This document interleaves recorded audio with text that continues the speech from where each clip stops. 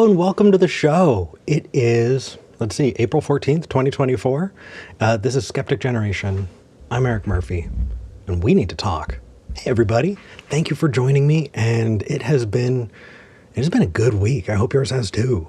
I've got plenty that I want to talk about today. It looks like I've already got callers on the lines, which is amazing. I do want to talk to plenty of people about the subject today, and also about well, whether you believe or if you've got, believe in, I don't know, life after death, ghosts, spirits, or have a religious viewpoint that you're comfortable with talking about, you should give us a call. Our number is 412-SKEPGEN. That's 412-753-7436. Or if you want that nice crystal clear audio, you can go to tiny.cc/SKEPGEN. That's tiny.cc/SKEPGEN. If you've wanted to call the show before, today is your day. I'm ready to talk to you. All right. So before I get into calls, I kind of want to set up the talking points for the day. I put the title of the show, Breaking the Laws of Logic, and I want to talk about it. For those of you who don't know what the laws of logic are, today is the day to get your primer. So when it comes to logical reasoning, we have three main unbreakable, unshakable rules.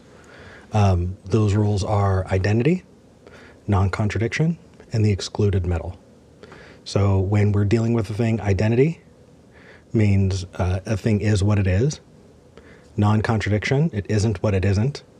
And the excluded middle, a thing cannot be what it is and what it isn't at the same time. After that, we can get into tons and tons and tons of logical proofs of things. We can get into really kind of the solid roots of the way we can explore the world around us, not just when it comes to inductive reasoning, but deductively, right? Those are at the center of it. So how do we break those rules? Well, we kind of are, in a way. It's called the problem of induction. See, in order to use the laws of logic, or to refute the laws of logic, you need to use the laws of logic. We have it as a proof of itself, and that is circular by nature. And it is a problem that humans have not yet figured out how to account for. So when we are engaging with other people, what we need to realize is that our conversations are so much goes into a conversation that we have with others that we don't really realize, that we take for granted. We make assumptions of those other people, and our ability to effectively communicate is based on those assumptions. One of those assumptions is that we're both using the laws of logic. If you want to have a productive conversation, you're both assuming that the other person is being honest. You're assuming that the other person is acting with the axiom that truth matters, that reality corresponds to things that we can generally investigate. And it just goes on. So when it comes to presuppositional apologetics, we can find a few big players. The big ones that come to mind today are Bonson and Van Til. What they said is they did not want to come to the table with another person granting that both sides are using the laws of logic. They state that the laws of logic themselves are proof of the existence of God. And that makes absolutely no sense. I'd be very, very interested in anybody who disagrees with me on this. But realistically, you can say that the laws of logic are proof against the existence of God just as easily. You need to back that up. And the fact is, number one, anything you back up, you're using the laws of logic to back up. And number two, you can't just assert a thing without giving any kind of evidence for it. And so that kind of at the heart of it is the first big problem with presuppositional apologetics. The next big problem with presuppositional apologetics is you do not have an honest interlocutor. You don't. If you're engaging with somebody who is not going to grant that you have reasonable thoughts in your head, there's no reason to have that conversation. And I know that we see on shows like this, and I've done it myself. I've engaged with presup apologists, but I advocate for people not to. And so I want to be very, very clear that the platform that I have is one where people can see those conversations. Oh, my S's are really tough today. Sorry about that. Where people can see those conversations without having to engage with them themselves. I think it's really important. So the reason we do it on this show and shows like this is so that we can expose it and give people, experience with it. But when it comes to your personal life, when it comes to engaging with people just on the day-to-day, if someone says they're a presuppositional apologetic, I would argue that, if someone says they're a presuppositional apologist, I would argue that they're not interested in any kind of useful conversation. And that's reason enough to turn around and walk away. I feel like giving people on the day-to-day the idea that that kind of crap belongs at the grown-up table validates it in a way that it doesn't deserve. And so I wanted to open this up and give this a place for us to talk about it. Have you engaged with a presuppositional apologist? What are your thoughts? Are you a presuppositional apologist? Are you a religious person who agrees or disagrees? I'm interested in all of the above. Give me a call and let me know. So before we move on to our next call, I do want to give one more shot for the number. That's 412-SKEPGEN, 412-753-7436. Or you can go to tiny.cc/SKEPGEN. That's tiny.cc/SKEPGEN. All right. With that said, let's move on to our first caller. We have Chris in Scotland. Chris, you are live on the show. How's it going? Hi again, Eric. I hope you're doing okay. Apologies if my voice is a bit weird. I've been under the weather recently. Oh, I'm sorry to hear that. You're sounding good. Thank you. Yeah. So what did you want? Yeah, I kind of just... Sorry, I think there's a bit of a delay. Definitely there is. Go ahead. What did you want to talk about? Essentially, you'll probably remember when I started calling in a while ago, I was really wrestling with my... I was coming out of this stage in my life where I believed in everything from ghosts to Atlantis to aliens to gods and demons and monsters and all sorts. And since then, I've gone through a massive journey in my life to the point where now I'm quite a staunch atheist. And Wow. I'm quite outspoken about it. And I regard religion as, frankly, one of the greatest evils of the world. And I feel to an extent like it's my job to speak out against some of the things that religion causes. But I've got friends who are religious and, to various extents. And, I feel like me being outspoken about atheism, a lot of them aren't necessarily aware of the problems religion causes, but they seem to be of the opinion that whenever I attack religion, that I'm attacking them specifically. And they seem to think that I'm trying to spoil their fun. It doesn't occur to them, seemingly, that religion causes all this harm, that, Yeah. And I just feel like I'm alienating people with my, with what you would call, I suppose, my angry atheist phase. And I was just wondering if you had any advice. I mean, around Easter, I think I very nearly lost a friend because, as I think I've said on the show before, I got, images of Jesus shoved down my throat, quite gruesome ones as a child, and it gave me sort of night terrors. And now at Easter, I have quite a bad reaction when people post images of Jesus on the cross. And partly inspired by you, I must say I had drawn a picture of zombie Jesus crawling out of the ground. No. It was just a cartoony sort of thing. But one of my friends seemed to think it was targeted at them, and they had a very bad reaction to it. And I'm just wondering what advice you would give me on, being true to what I believe and not alienating people. Oh man, that's a really, really good question. So Thank you. yeah, first off, cheers on your journey. And Thank you. I hope that journey never ends. I hope that you continue to push to find good reasons for believing the things that you believe. And just because you've gotten to this side of things does not mean that the work is over. So No. be prepared. And it is a really exciting journey. So welcome. Thank you. Yeah. Okay. So that said, there are a couple of things here that I kind of need to piece apart here. One of them is being true to yourself. The other is the relationships that you have with others. So first off, there are no dogmatic answers. There's no high priest of atheism who is going to call you a traitor for doing one thing or another. It's just not, it's funny. People say when it comes to doing like organizing activities and all of that, which I have a lot of experience with atheists, it's like herding cats. There are a lot of atheists who will disagree just because they can. Yeah. And so, hold on, I'm fixing my button here.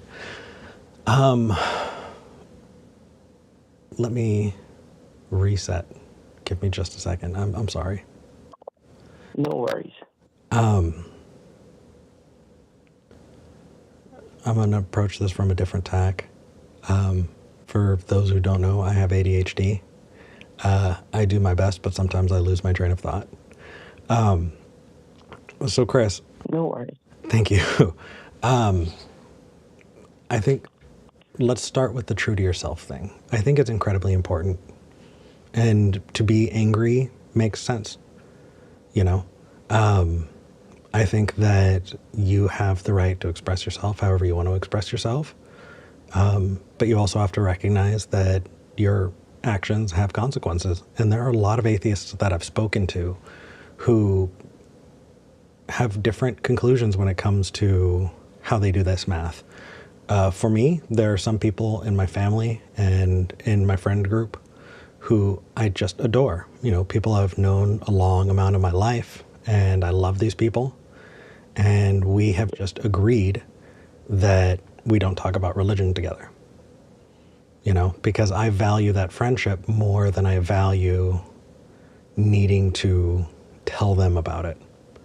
No, absolutely. Yeah, if I spent every day railing against religion to religious folks, I can talk to hundreds of people a day, every day, and never get to my family and friends. So why do I need to push that on them if they don't want to have those conversations? And really, ultimately, that's kind of the core of it, is if they don't want to have those conversations, then you shouldn't push it on them. That said, there is something about this kind of Christian supremacy in the United States that makes people feel entitled to evangelize their Christianity, but feel attacked when people get pushed back, Yeah. And that's really crappy. Unfortunately, it's the world we live in. It's not a fair world. But I think one of the benefits of deconverting is that it's not fair. No, absolutely. Yeah. But what I'm going to say, I'm sure, that people and ideas are different. You can have a different idea tomorrow, and because of that, your ideas are not at the heart of you. And you should No, always, I get that. you should always keep yourself separate from your ideas. But it's difficult when other people don't see that. I think as far as your friend is concerned, if you want to post on your social media what you want to post, then you should. And there are consequences to it, and that is that if somebody feels upset about it, they're going to do what they're going to do. I think an honest, genuine conversation with them about, hey, I want to be able to post the way that I feel. And it's no personal attack on you. And if you feel that way, I'm sorry. Or the other side of it is don't post that stuff on social media. If you value that friendship or those relationships more and you know that doing so will end those things, then don't, right? Again, there's no canon. There's no right and wrong way. No one is going to say, oh, you did this wrong. It's just up to you. No, absolutely. And I have had the conversation with them saying, it's not an attack on you. When I post things on social media, it's not about you. It's not an attack on you.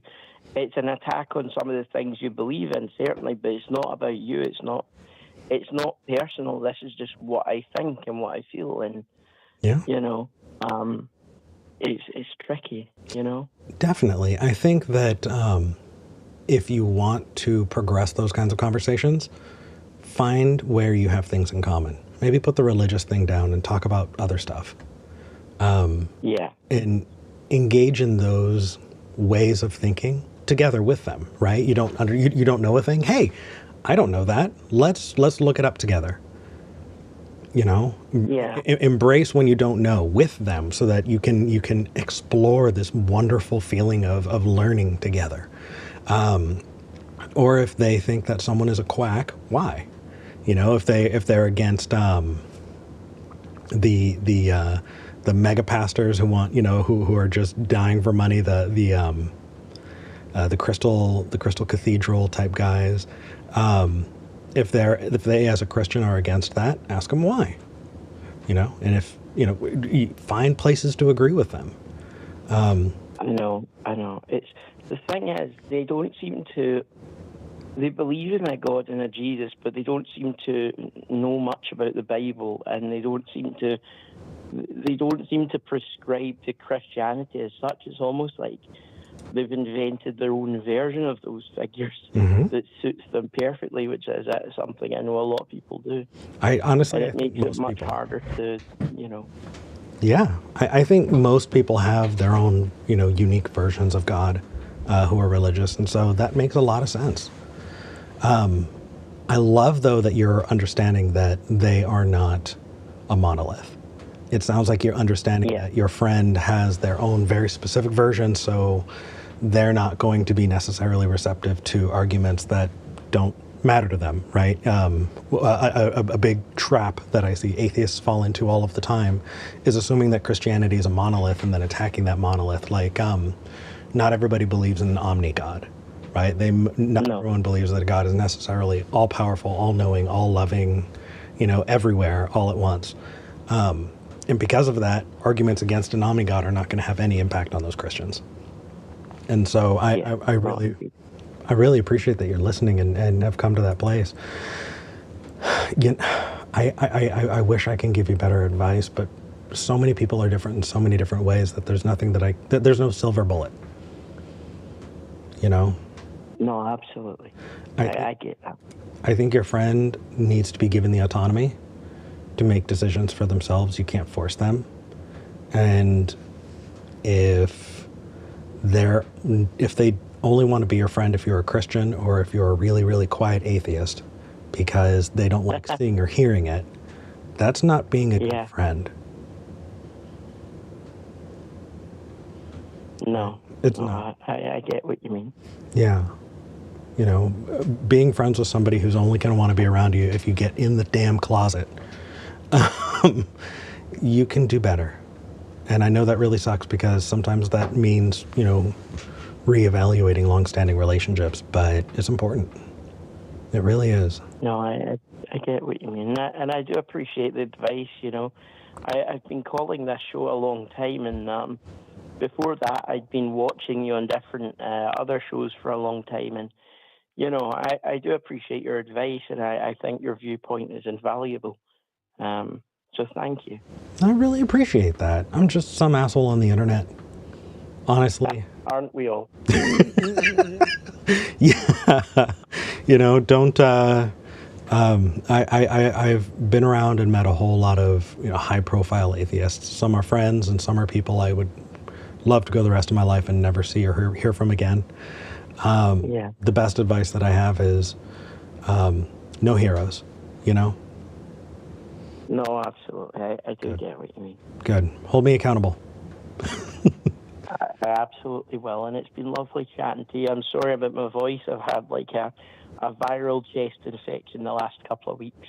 Oh no. Oh, I hope you feel better, and you've sounded good through this call. Well, thank you. I appreciate that. But yeah, it's been great chatting to you, and I hope you have a nice day. You too. Take care, Chris. Thank you. What a sweetheart. That was nice. Yeah. For those of you who disagree with the way that call was handled, why? I know that there are a lot of people in the live chat who had very specific things to point out. If anybody thinks that there's a silver bullet conversation to have with people like Chris's friend, give me a call. Let me know what you think it is. In the meantime, Philosophistry, I see you. Hello. Hey, how's it going?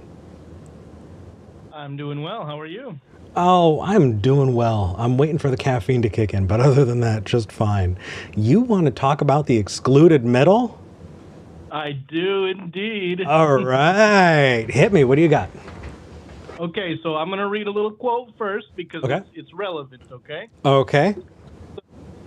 The difference between the dominant ways of thinking in Western philosophy and in Asia is not that the West embraces a law of excluded middle which the East rejects. Rather, the difference is the extent to which this law is foregrounded and taken to be practically important. So my question to you, because that was a quote from Julian Beghini's How the World Thinks, and I'm not endorsing him or endorsed by him. I'm not him. This is a book I'm reading right now, so this is a topic of personal interest. He goes on to argue that some of this law of excluded middle thinking might be why the West has such binary systems in place where the East may not. And I'm curious what you think about that. I think that my first blush at that is that this feels like it would be a semantic argument. Ah, okay. Yeah. So Okay, care to expand upon that? Sure. So I feel like somebody might say, "Oh, Eric, you are a friend and a brother. How can you be both?" But that's not what the excluded middle is. And I feel like when people engage with the excluded middle, they don't necessarily understand what we're talking about. So logically, if I were to pull out, if I were to pull out the subjects and go just, A and not A, right? Those are the first two laws of logic, right? I think what it is isn't what it isn't. But to have, let's say A equals 3. If I said A equals 3 and A equals not 3 at the same time, that doesn't make any sense. A thing and its negation cannot both simultaneously be true. I don't know how that can... I don't know of any philosophy that would necessarily say that it is. Could you give me an example? Well, so one of the examples given in the book here, and keep in mind that this section is not like a debunk of the law of excluded middle by any means. No. He's just stressing the how practically important it is to either one. He goes on to talk about the white horse paradox. Mm-hmm. And this, now that you say it, almost sounds a little semantic. He says that the white horse is not a horse, since horse names the shape, white names the color, and what names the color is not what names the shape. Right. That's absolutely semantic. Okay. Yeah. So are you familiar? Go ahead. Oh, sorry. No, go ahead. Nope. Your show. Go ahead. It sounds like you're wanting to get into the JTB, justified true belief and knowledge. Is that kind of the route that you're going? Well, I don't know, because that's not the direction that he takes it. So that's not. I don't actually know. I haven't read any philosophy written by the White Horse Paradox or Gong Sung Lun to see where he goes with it. Mm-hmm. So this would be the only time that I've heard that name, because that's a very Asian philosophy type name. So I don't know where he takes it. But in the book here, Julian Beghini just goes on to talk about aperies. Okay. Are you familiar with what apiaries are? I have no idea. My first thought is a nursery for apes. I have no idea. You know what? We can forgive you for thinking that because so my brain went to apiary, which is like a beehive, right? Somebody who keeps a bee or a farm for bees. So nursery for apes is kind of thinking along those same lines there. Yeah, what is it? So an apiary is a group of contentions that are individually plausible but collectively inconsistent. So an example would be if you are an ethicist, right, and you are debating whether it's better to do worse for your family or save the world, right, or do good for your family and the world suffers a little bit, right? Mm-hmm. Like these two things are not necessarily mutually exclusive. You could do right by your family and save the world, or you could do one or the other, or you could do neither, right? Okay. But they're I'm probably explaining this not well at all. They're apiaries. Okay. Because the specific example that they give is that impartiality seems compelling, but the duty to put your family first is also compelling for an individual. So how would you navigate that? That would be an apiary. Okay. APORI for anybody that wants to read more about apiaries. Yeah, I don't know how are we still talking about the excluded metal? I'm not 100% sure. I'm new to this part. No worries. I would say that what you're describing are value judgments, and value judgments, it's really, really difficult to make concrete arguments when it comes to value judgments. But I don't know, really, like any kind of that and inductive reasoning, we're doing the best with what we have. That does not mean that we have access to some overall truth. And I don't think it's necessarily trying to say that there's an overall truth statement going on. So I don't think that necessarily impacts the excluded middle. You know what I mean? I don't know. I do. Yeah, but read more and let me know what they say, because maybe we're just completely off base. I don't think that the rest of the chapter there goes on by Julian Beghini just to talk about how that the West seems to approach philosophy through keeping everything so logically consistent that basically they use this law of excluded middle to trim out things that are logically inconsistent in their worldviews and stuff, and that might lead to binary thinking in other areas, such as like in America, for instance, the two-party political system. Either you're a patriot or you're not a patriot, and that's why we also have nationalists masquerading as patriots and stuff like that. So that's kind of where he's going with that in the book, because he's talking about. I mean, the book is called How the World Thinks. It's basically comparative philosophy between East and West. Sure. And so he's just contrasting how the West runs versus how the East runs when, these societies kind of evolved out of their philosophies. Yeah. But I thought I'd call in and give you that little tidbit there between East and West, and that East doesn't use that or they don't hold that to be as practical as the West does. See, and for that law of middle. I would say that they have to, and they are, whether they like it or not. Uh-huh. The thing is, the law of excluded middles is not an axiom. It's not. It has nothing to do with value judgments. It has nothing to do with black or white thinking. It has everything to do with understanding just the building blocks of the world around us. You can be as wooey as you want to be, but you're still utilizing the laws of logic in the exact same way. I would argue that any rational creature is necessarily using the laws of logic in order to be understood. Like, it's that fundamental. I would agree with you, except for one thing, Eric. I am both a philosopher and not a philosopher. Okay, so let's decide here. Is philosopher a description of something that, like, is it fuzzy? Is the definition fuzzy there? Because at that point, are we, I would say that that's a semantic thing, right? That's playing with words because it sounds funny, but not necessarily an argument against the laws of logic. I was intending it to sound funny. I'm sorry, sir. No worries. But if you're going to challenge me when people are watching to see what they can learn from it, of course I'm going to stamp it down.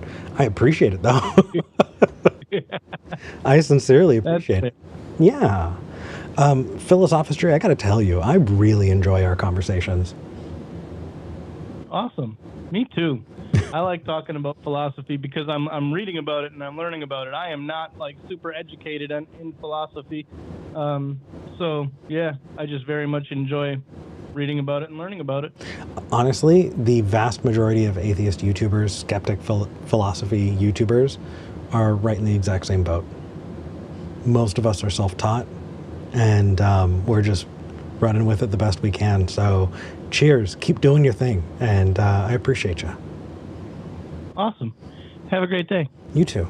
Bye. Thanks. Bye. In doing shows for a really long time, I've always gotten nervous when I've seen pseudonyms. But just because somebody uses a pseudonym does not mean that they're necessarily going to be a jerk or anything like that. I really, really appreciate those conversations. Philosophistry's a sweet person. Let me see. Ooh, let's talk to Brendan in South Carolina next. Brendan, you are live on the show. How's it going? It's going, man. How are you? Doing well. I'm just filling out your name here, ENDBRANDAN, and you are in South Carolina. That's that's the downside of doing all of my, producing live while I'm also hosting. Okay. Right. Yeah. So it said that you've called in before as a theist. Yes. Specifically as a polytheist. This was maybe right around the summer of 2021 or so, I want to say. And I spoke to you and V both, talking about why, like, I felt logically like I had no reason to believe the things that I did, but I still was believing it. Yeah, absolutely. And I think I had gone back because you guys clipped that call. I went back and I watched it over and over again. You know what I mean? Just thinking about it. And the thing that you had said at that time was, you know what I mean? Because the conversation led to a point where I was kind of like I don't really know how that works. And what you had said was to just like sit in that discomfort, you know what I mean, of the I don't know. Yeah. And just kind of think on it and just, be in that feeling. And, I don't know if I was going to get there eventually regardless, but it does seem that kind of pushed things along. And I found myself more and more comfortably, like, thinking about myself as an atheist until eventually I was talking to my wife one day in the car, and we have a tendency to end up doing stuff like this where we'll both be following along the same path independently of each other and then just go, hey, I was thinking this. And then we just have like this whole car conversation where it's like we've been in the same place. Oh, and that sounds amazing. I love that for you. I get to have that with V, and I feel so spoiled and lucky to get to have that. Good on you. Mm-hmm. Okay, so tell me about the conversation. What happened? Well, I mean, basically, I think she brought it up first. So as a little bit of background, we both were when we started dating, we were both considered ourselves pagans, and we hadn't told each other that. And both of our families were, you know what I mean, church affiliated, if not church going. Okay. And so we both assumed that the other one was Christian until like we were dating and we were like in the car one day, And I think I was just like, look, I need to tell you something. And then she was like, yeah, me too. And then it was just like that. And then almost exactly the same way, we were in the car. It was a few months ago. We were just going to pick up some food. And she said, you know, I've been thinking about this and this and that. And the more and more I feel about it, like the more and more I think about it, I don't so much feel like I'd consider myself like a pagan as I do just like an atheist who really, really likes nature. Yes, absolutely. And I was like, I've really been and I really feel like more so, I just really, really like stories. You know what I mean? Yeah. And I'm like, I don't have to believe in them, you know, for the stories to be fun and cool and enjoyable, you know? Oh, I love that. So in saying that, you are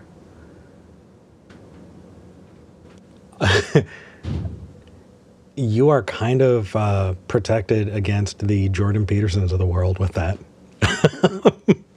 which is kind of amazing. You know, I feel like so many people fall into this trap of thinking that just because a concept may have value, that concept necessarily is indicative of, you know, truth, you know, or you know, greater truths, quote unquote. But I'm right there with you. I love stories. I'm a storyteller, you know, at heart. And you said that you were pagan at one point, or did you say polytheist? I'm sorry. Yeah, polytheist / you know, pagan kind of. Okay. Those things oftentimes will go together, but yeah. Yeah. Well, I mean, if that's something that you enjoy, I'd say, you know, if you want to keep doing that, but I'm glad that you can see the value of things without necessarily needing it to be true like that. That's really, really cool. That's a big step that not a lot of people make.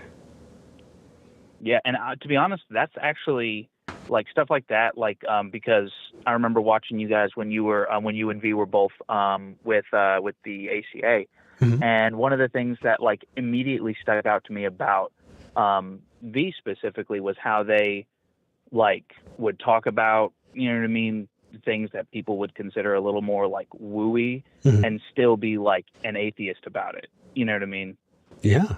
And still being like, you know what I mean? It doesn't like me, you know what I mean? Like I can enjoy fantasy and like Lord of the Rings and like all of this other stuff and D&D and these things, and it doesn't actually like impact my beliefs. I'm just having fun with it. Absolutely. And enjoying it. And you know what? So much of it is couched in the way we were raised, and we don't even realize it. It's wild. I remember I was talking to a good friend of mine who she grew up in a non-religious household. So she did not have any of the indoctrination that people like you and I have. Right. And she had a Ouija board. And so she would have her friends over for sleepovers, slumber parties, and she'd pull out the Ouija board and scare her friends and have like a really good time with it. And oh man, and I would have acted so stoic about it. Like I'm not scared, but in my head I would have been like, get that away from me. Terrified. And as an adult, right, somebody who is fully deconstructed, there are a lot of people who would go, oh, I don't mess with Ouija boards because it's stupid and it's not even real and I can't even and they would see it and be just upset about it. And well, that's just the stupid. There's no such thing as ghosts and demons. I can't even. And to someone who grew up in an environment where that was not a thing, playing with a Ouija board, it's just a toy. It's just a toy. It's something that you can have fun with, you know. And I think that there are a lot of people who, for some reason, Brendan, things got a little muffled, and I can hear myself. I'm not sure what happened. I've just got you on the phone. I don't have it on speaker, and I'm not connected to Bluetooth at all. Got it. Okay. It got better. Okay. Sorry. Okay. Anyway, yeah, they just have fun with it. And I feel that's very similar to things like tarot. You know, when V wanted to show me like tarot reading stuff, I was like, well, that's stupid. It's not real. And V's like, I didn't say it was. Right. It's fun. Do you know fun? Fun stuff can happen too. Right. You know? And that is a difference that so many people who are non-believers still like that's an issue that so many people still have. So if you decide that you want to embrace the fun in things, I still absolutely encourage you. But I'm really, really grateful. I wish more people could listen to you when it comes to, you can enjoy a thing and it not have to be perfectly true, you know? And, Right. and yeah, I think our indoctrination just causes a hiccup there. But that's really, really cool. I'm glad you made it. And your wife is now calling herself an atheist as well? Mm-hmm. Oh my God. Yep. And so do you know how just as soon lucky as- you are? yeah. Do you have any idea? Oh, for some reason I have you. I have been told. No, it's okay. I've been told. I don't. Talking to people who've lost their spouses and their marriages have ended because one person stopped believing is the norm. That's unfortunate. Yeah. It is, but it's also understandable. You know, I've talked about it before that I was married, 19 to 29. I was in a long, long relationship. And I remember 7 years in, I said, hey, I don't believe anymore. And my ex told me, I can't believe I wasted 7 years with you. Wow. I stayed with them for almost 3 more years after that. Wow, that's insane. Isn't it? So after this call, go give your wife a hug. Like, I'm so, so happy for you. That sounds amazing. You know, if there are any points along your journey that giving a call could help, feel free to call in. Yeah, yeah. And something that I wanted to mention on briefly, because I was thinking about calling last week. I didn't end up with the time. But then something happened that Sunday night that I was like, oh, that might be interesting to talk about. So we have 2 boys actually. The older one is 4. And I listen to a lot of, like, you know, metal and rock and punk and that kind of stuff. Nice. I was and he was for the show. Sorry. That's okay. And so naturally, you know what I mean, like our kids, they pick up on our music taste and stuff like that. Well, my oldest was wanting to watch a music video for one song. That's I don't know if you're familiar with the band. I think they're Swedish, Brothers of Metal. No. They do a lot of, like, mythology themed, like, rocks, for, like, you know what I mean, like Norse mythology themed music. And one of the songs is about a goddess Hel. And in the music video, it shows, you know what I mean, because, like, one of the things that happened, without getting into all the specifics of it, is basically that there's a belief that, you know what I mean, like, this individual born, like, you know what I mean, like a small child will grow up and do bad things. And so you know what I mean, like, what's the word I'm looking for? Like a premature justice, basically.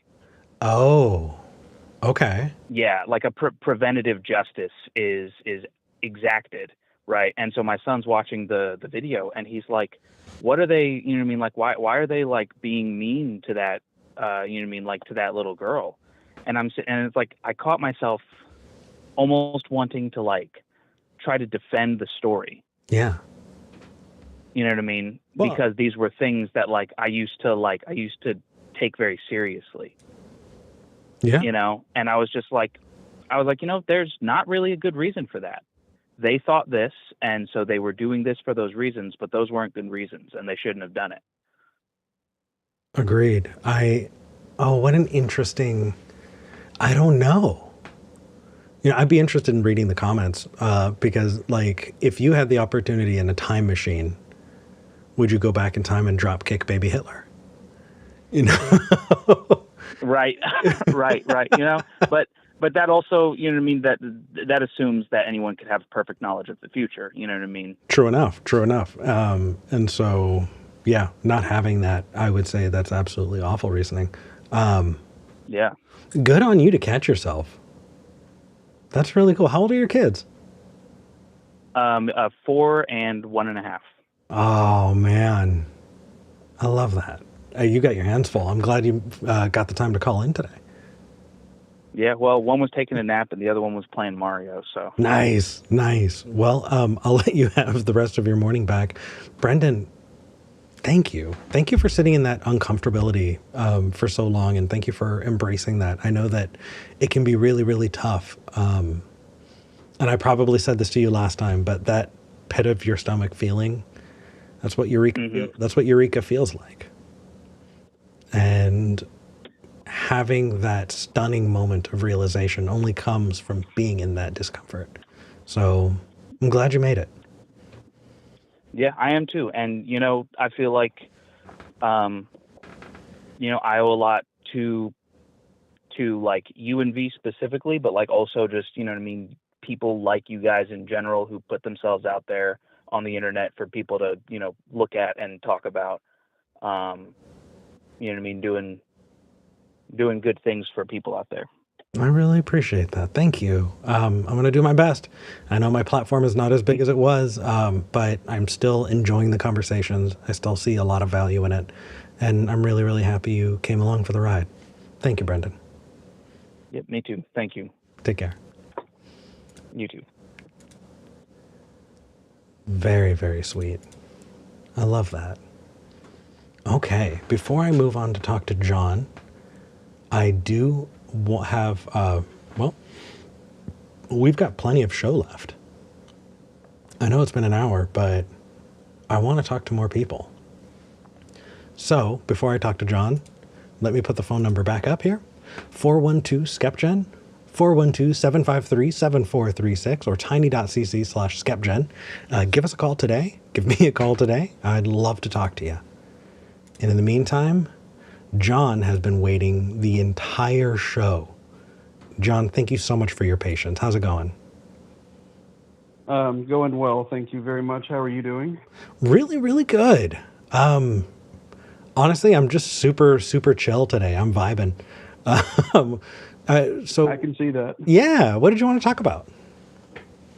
All right. I'm sorry that I'm not really calling about the topic that you would put. I called first and then I saw the topic later, but I had already told the call screener what I wanted to talk about today. Yeah. So I have a friend who was a coworker of mine. We hung out a lot together, and sometimes we even had drinks. And we both drink pretty heavily, but she was also an atheist. And that's honestly one of the things that brought us together. Our lack of a belief in a God that we were forced to worship and used to believe in for so long. Mm-hmm. Unfortunately, she's also had a pretty rough life because of that, since she grew up with parents who were even more overbearing than my own religious parents. And, I've called in before to talk about my struggles of being an atheist with Christian parents, grandparents, and cousins. But in her case, her family's a lot worse and has outright disowned her, which has led to so much trauma for her. And to cope with that, she drinks very heavily, which honestly is one of the ways that I also cope with my anxiety, trauma, and depression. However, unfortunately, a few weeks ago, she was drinking and decided to get behind the wheel. Needless to say, she had a wreck, totaled her own car. Well, she went to the hospital, and they found that her blood alcohol level was at 0.2, which, of course, is way over the legal limit. That's and then she went to jail. But she was released on bail, and her father was the one who paid the bail and made a condition, well, you got to go back to church, and you have to go to AA. So her church and AA have been telling her that she should be dead, and that she's only alive because of a higher power, also known as God. And now she believes, because it's been shoved down her throat, that God saved her from death to give her a wake-up call and repent of her sins. And even though that I drink pretty heavily too, I support her efforts to stop drinking. I also support her getting help, but I've tried to tell her that she's alive, which is great. It makes me happy, but not because of a higher power. But she's absolutely now convinced that without God, she will spiral out of control again, go back to drinking excessively, and even to death. And I'm so sad about what happened to her, but I'm now even sadder that this is costing her the ability to think freely, which has made it to where she's been tricked into thinking so lowly of herself that she needs a higher power, also known as God, to get her life back together. And not just that she's a strong enough human being to be able to do this. And it really is it's saddening me that I lost that this is costing us our friendship, all because of the fact that she's going back to this belief. Well, first off, I'm so sorry to hear that. I'm glad that your friend is okay. You said something about a little girl being in the car? Oh, no, I'm sorry. No, a little girl was not in the car. Okay. Okay, I She must just have misheard. totaled the other car. I said that she totaled both cars, her car and the other car. Got it. Oh my gosh. Well, I'm glad everyone's alive. So, it's funny. I mentioned last week that I was working on a video, and I was going to let people know when it was done so that they could check it out. Well, it's out now. I helped a genetically modified skeptic. He wanted to do a video on Dune 2. And so he shot me the audio and I put together the video for it. And the conversation around it is about how people in really desperate situations interact, how those desperate situations interact with their religiosity and Right. how it can help. And, psychological studies have shown, I believe the one that was cited was, I believe it was Lebanese women who recited Psalms. And the closer they were to conflict, like military conflict, the more reciting Psalms helped ease their anxiety. Right. And I used to find comfort in religion as well. Through prayer, reading, talking to other religious people, and that used to bring me comfort, even though that I know nowadays that was false, but I still believed in it back then. The reality of it, yes, is false, but the impact of it, the psychology of it, is very real.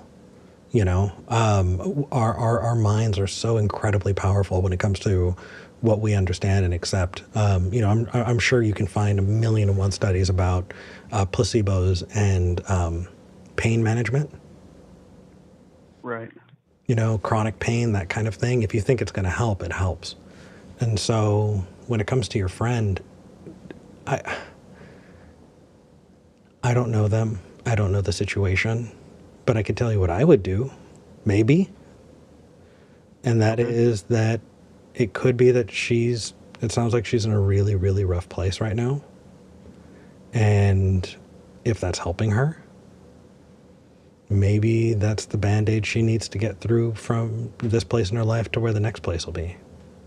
It doesn't Right. mean that. And I do agree that this can be a wake-up call for her, because she was spiraling out of control and she was drinking way, way too much. And even myself, as a guy who drinks pretty often and a lot, even I was saying that as well. And I even tried to tell her, I think you probably need to slow down.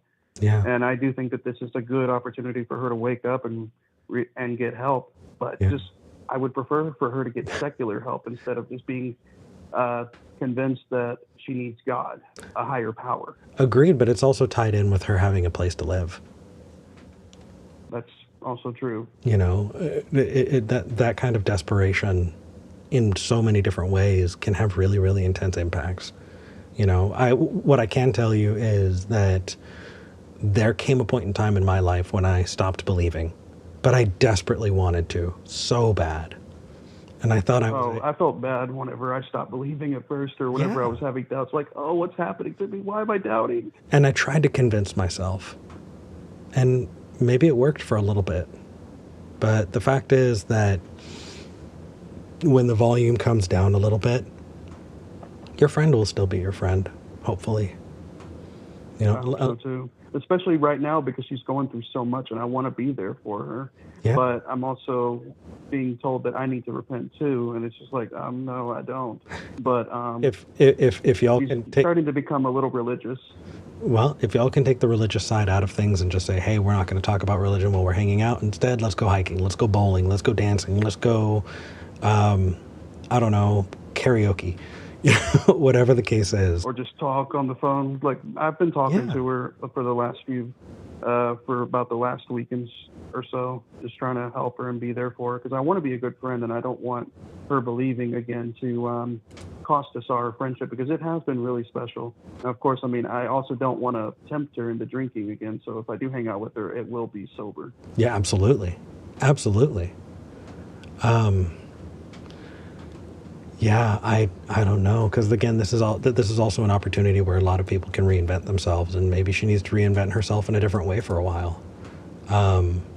Right. But there are only so many things you can do. John, I wish I had better answers for you. That's a really tough one.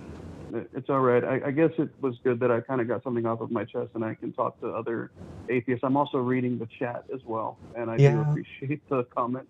Well, why don't you join us in the after show? I've been going every single episode to Discord after the show ends, just to hang out and talk with people. And honestly, that the SKEPGEN Discord could be a place where you can interact with other atheists and just talk to them as well. All right, sounds good. I'll join. Thank you for the invitation. Absolutely. The link is in the description for the video. All right, thank you. And thank you for letting me talk. Absolutely. I'm sending you hugs, John. That's an awful situation you're going through, and I wish you the best. All right, thank you. Take care. When I was on Talk Heathen, this is an example of why we had love rings. Maybe I should do something like that. What can be a SKEPGEN version of that when we used to put out love rings for people? Maybe I can find a way to do that. I don't know. What do you think?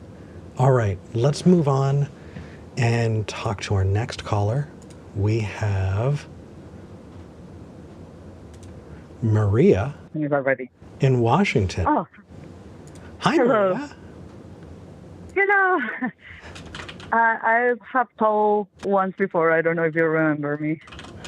A little bit, honestly. I think it's your accent. But if you if you were to have me tell you exactly what it is, I would be at a loss. What's going on? Talk. No. So I just wanted to have a little chat about paradox that I remember from one of your previous callers, the one that was talking about like the pre-punishment. Oh, yeah. Yeah. So it reminds me of this paradox called the Newcomb's paradox. I don't know if you have ever heard about it. Newcomb's paradox? Newcomb's paradox, yeah. No, tell me. So basically in this paradox, there's like a person that is a predictor and a person that is going like the player in this game. Mm-hmm. And basically, this player is presented with two boxes, A and B. And A is transparent and has $1,000 in it. Okay. Meanwhile, B is opaque, so the player doesn't know how much money is in there. But he knows that there's two options. Either the box is empty or it has $1 million inside. And the contents are like the player has the possibility to pick either just taking the contents in B or take the contents of both A and B. And the thing is that the contents in B are determined by the predictor, who says like, oh, if the player is going to take both contents, then I'm going to keep B empty. And if the player is going to only pick B, then I'm going to put $1 million in it.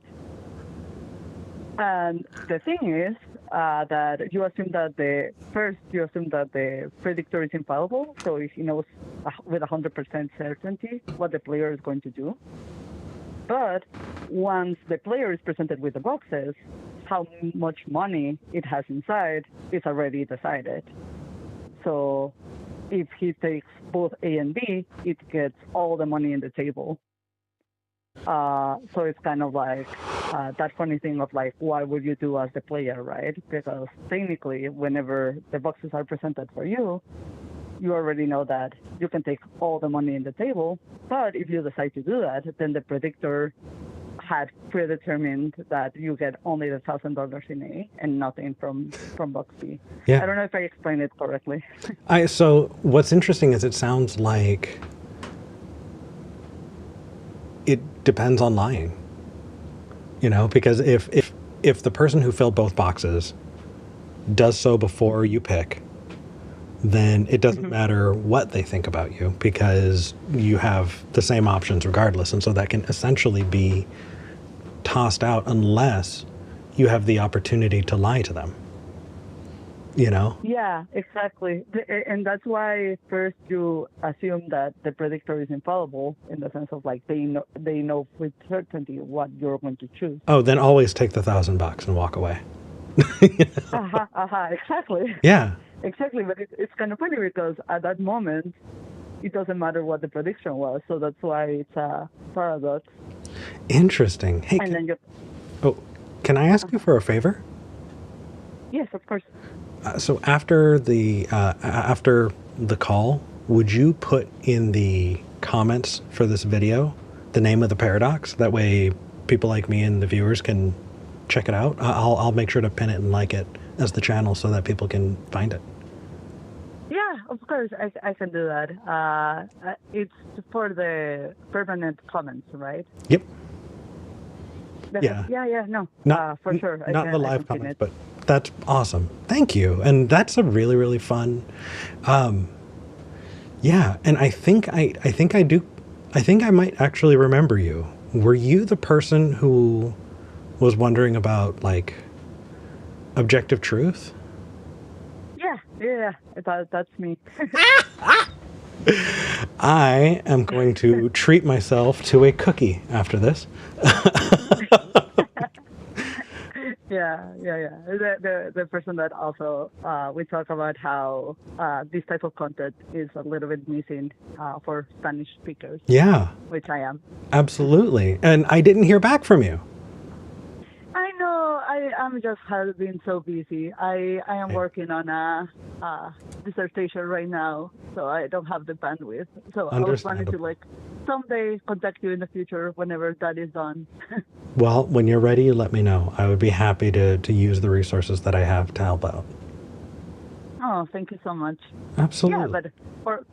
Yeah, but for now, I just wanted to bring this interesting paradox because it's kind of like, and then it becomes a little bit funny because if you said like it's not 100% prediction, but like a 90% with certainty, then you can play along of like, I can like act like very confident within myself that I'm going to pick the box B. See, that honestly feels like you could make it into a party game, kind of the same way that people have made the trolley problem into a party game.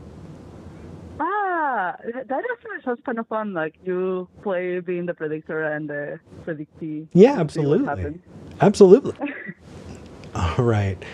I think I'm going to wind up wrapping up and heading over to the live show after this. Maria, thank you for calling in. I really appreciate you. Thank you for receiving my call. And Absolutely. yeah, I'm going to make sure to comment to the paradox at the end of the show. Thank you. Yeah. All right. Have a nice day. You too. Bye. Bye. I'm barely fluent in my own language. For someone to be so fluent in multiple languages that they can engage with philosophy at that level blows my mind. That is incredible. I love it. So for people who are engaging with that, what are your thoughts on the paradox? I hadn't really thought about it, but I might be missing something. There might be some variations there, so let me know. But in the meantime, I do think that I'm going to move over to Discord so I can hang out with people. We've got plenty of time to just hang out and talk, and I think that'd be really, really fun. We did not get the opportunity to talk about the laws of logic, though, which is disappointing. So let me put this out there one more time. I might bring this up again next week.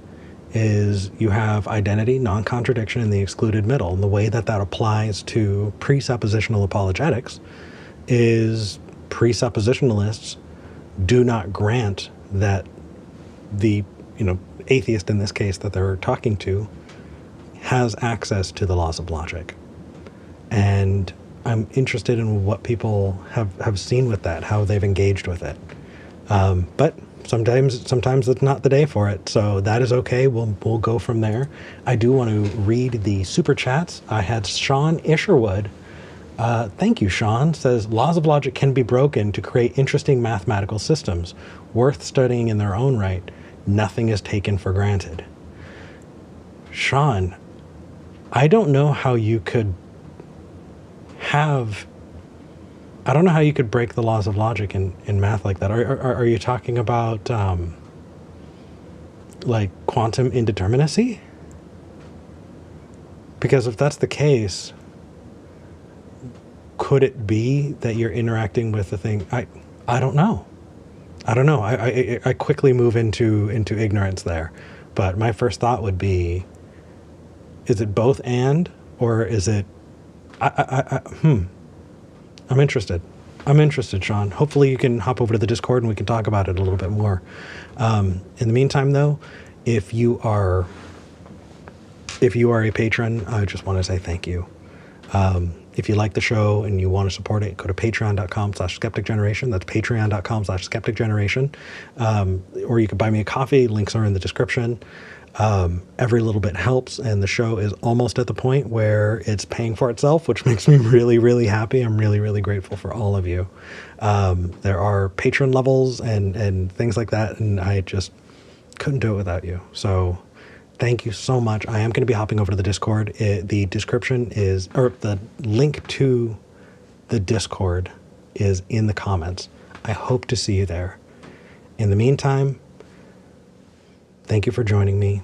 I look forward to seeing you next week. I've been Eric Murphy, and I'm glad we had this talk.